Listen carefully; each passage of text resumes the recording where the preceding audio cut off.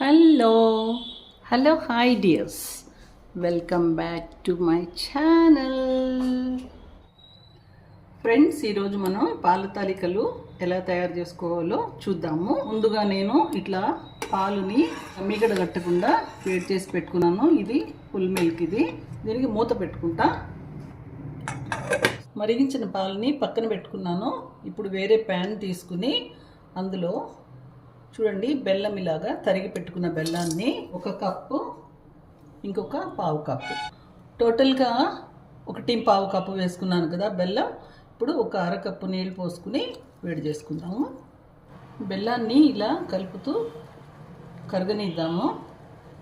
చూడండి, పాకం ఇలా నురుగు వస్తుంది కదా. దీనికి ఏమి మనం సిరప్ లాగా అలా ఏం చేసుకోవాల్సిన అవసరం లేదు. చిక్కగా ఉంటే చాలు, ఇలా ఉంటే చాలు. ఓకే, ఇప్పుడు ఆఫ్ చేసి పక్కన పెట్టుకుందాము. ఫ్రెండ్స్, మనకి ముఖ్యంగా పాల తాలికలు చేసుకోవడానికి బియ్యం పిండి కావాలన్నమాట.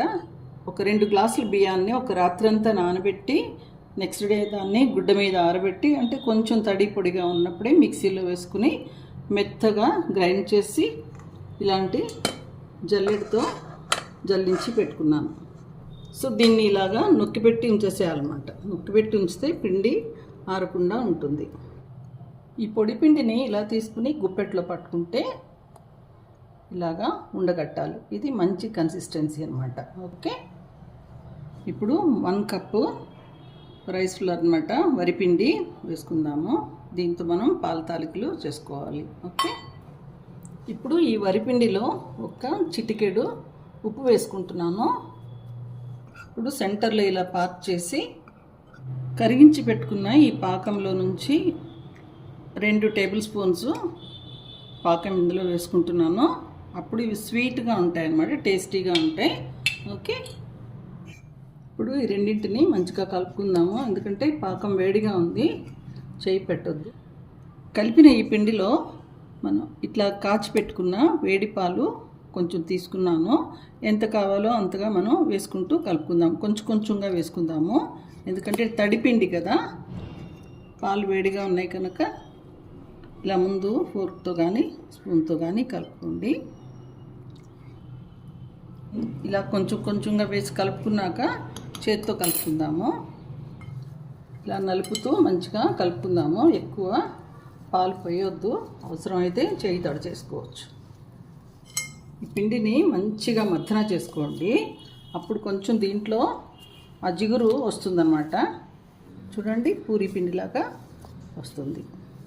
చూడండి, పిండి కన్సిస్టెన్సీ ఇలా ఉండాలి. మరీ గట్టిగా ఉండకూడదు, మరీ మెత్తగా ఉండకూడదు. చక్కగా ఇట్లా నొక్కితే చపాతీ పిండిలాగా చక్కగా ఉండాలన్నమాట. ఓకే, ఇప్పుడు దీంతో మనం తాలికలు చేసుకుందాము. చూడండి, ఇలాగా చిన్న చిన్న ఉండలు తీసుకోండి.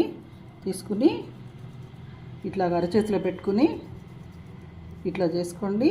మీరు కావాలంటే జంతికలు గొట్టంలో కూడా ఉంటుంది కదా, దానిలో కూడా పిండేసుకోవచ్చు. కానీ ఇవి బాగుంటాయి. మరీ పలచగా వద్దు, విడిపోతాయి. అలాగని మరీ మొద్దుగా కూడా చేసుకోకూడదు. ఇలా పిల్లలకు కూడా పని చెప్పి చేయించేసుకోండి. ఇవన్నీ చేసి పక్కన పెట్టుకుందాము. చూడండి, తాలికలన్నీ కూడా ఇలాగా చేతిలోనే నేను ఇలా ప్రిపేర్ చేసుకున్నాను. కావాలంటే బోర్డు మీద కూడా చేసుకోవచ్చు. ఇప్పుడు ఇవన్నీ రెడీ చేసుకున్నాం కదా, నెక్స్ట్ ప్రాసెస్కి వెళ్ళిపోదాం. ఇప్పుడు తాలికలు చేసుకోవడానికి ఒక ప్యాన్ తీసుకున్నాను. అందులో 1 టేబుల్ స్పూను వాటర్ వేసుకుందాము, ఎందుకంటే అడుగు మాడకుండా ఉంటుంది. ఇందులో నేను కాచి ఉంచుకున్న పాలు ఉన్నాయి కదా, మెజర్ చేసి వేసుకుందాం. చూడండి, 2.25 కప్పులు పాలు పోసుకుంటున్నాను.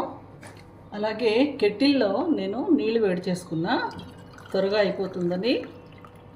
చూడండి, 1 కప్పు నీళ్ళు పోసుకుంటున్నా, చాలు. ఓకే, ఇలా మంచిగా పొంగొస్తుంది కదా.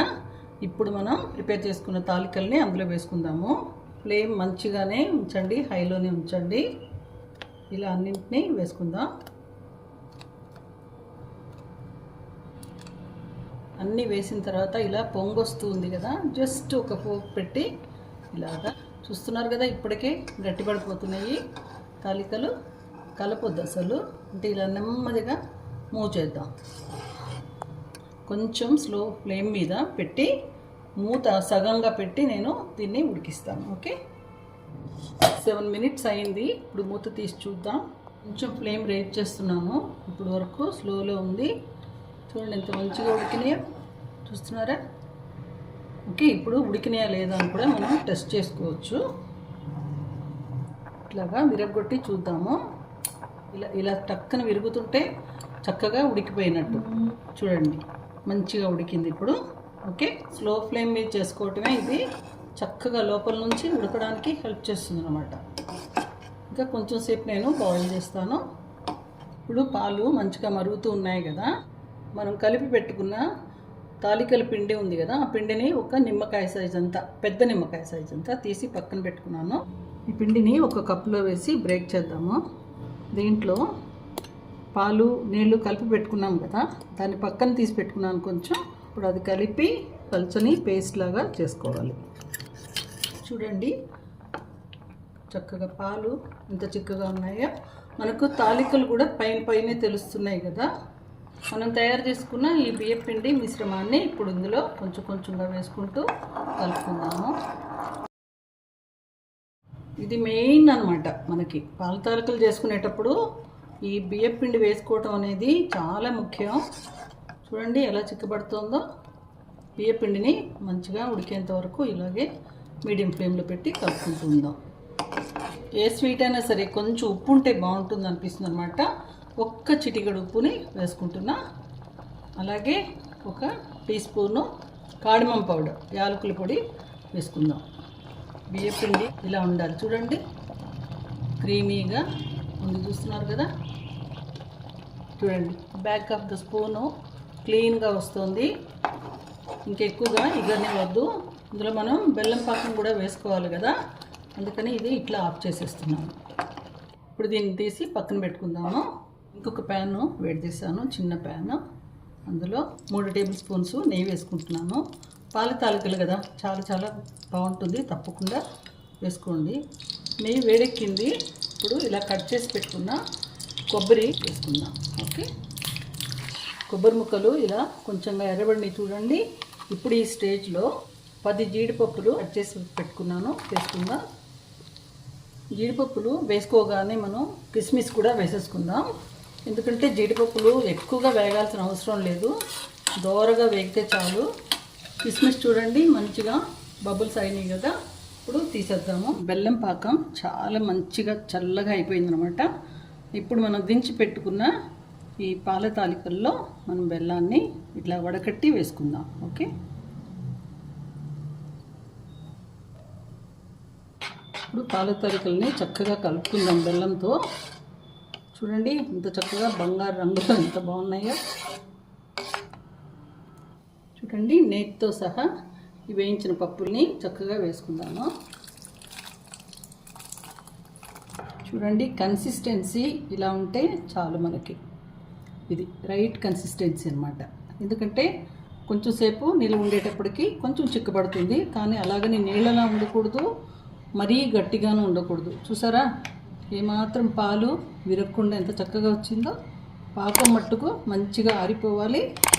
ఇదంతా ప్రిపేర్ చేసుకున్న తర్వాత మనం దాన్ని కలుపుకోవాలి. చూస్తున్నారు కదా ఎంత అద్భుతంగా ఉందో పాల తాలికలు. ఓకే, తప్పకుండా చేసుకోండి. Thanks for watching.